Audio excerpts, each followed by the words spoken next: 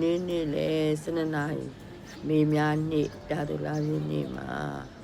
ဒီမမမောင်နဲ့တက်ကနေမမနေတော့ဦးလေးတော်လုံးဦးလိုက်ပါတယ်ပပတော့ပြောရမှာပေါ့ပပဆိုမင်းကတနေ့တော့တကိုင်းကြောင့်ဒီတဲဟာနေပင်မန်းညနေကြလာဦးမလားတော့မမကတရနေ့နေ့ကင်း7နာရီတည်းစတိုက်ဝတ်တာလေဥတော့ဒီနေ့နေ့ပြသူလာပြည့်နေ့နေကင်းလောက်မှာဥလာဂျူရီတနာရီကိုလောက်ကြာမှာပပရောက်လာမှသူကတောက်ကြီးဆိုင်မဟုတ်ဘူး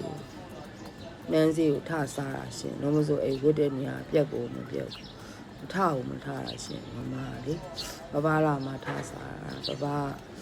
ပပလည်းရောက်တာနဲ့စားတာနဲ့နှစ်ယောက်တူစားကြတာတွေ့တယ်